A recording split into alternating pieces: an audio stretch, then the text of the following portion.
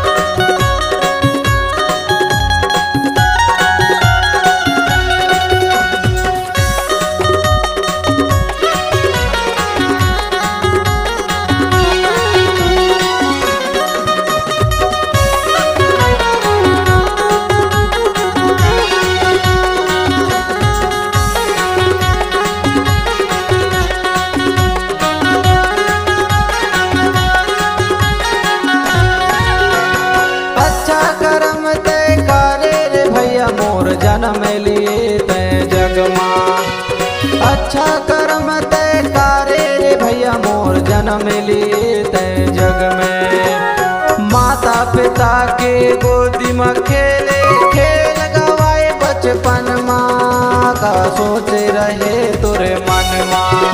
यह दाग लगे तोरे तन माँ भैया मोर, का सोचे तोरे मन माँ।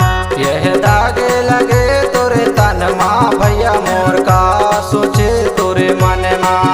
यह दाग लगे तोरे तन माँ का भैया मोर, का सोचे तोरे मन माँ। यह दाग लगे तोरे तन माँ का भैया मोर, का सोचे तोरे मन माँ।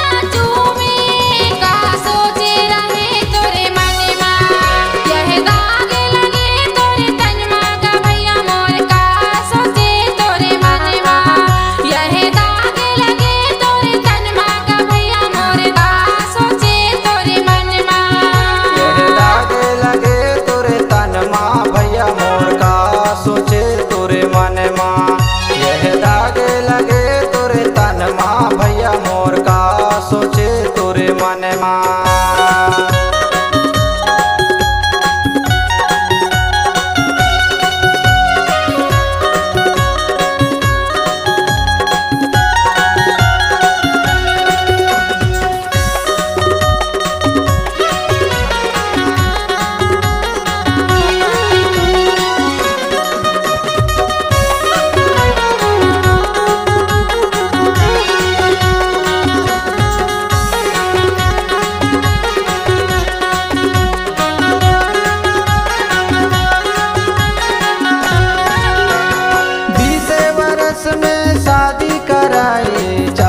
बरस में आए उतारो, 20 बरस में शादी कराए, 40 में आए उतारो।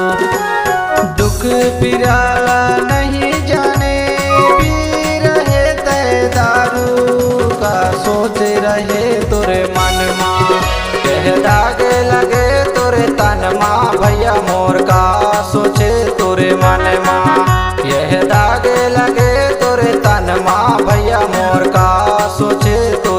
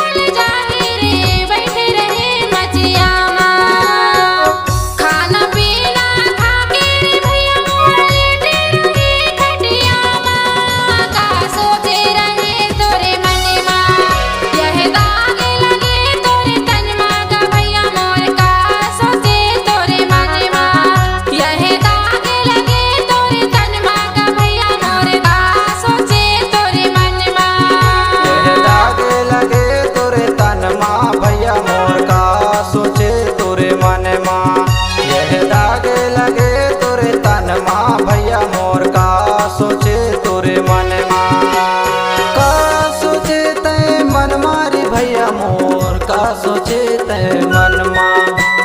का सोचे तै मनमा रे भैया मोर का सोचे तै मनमा।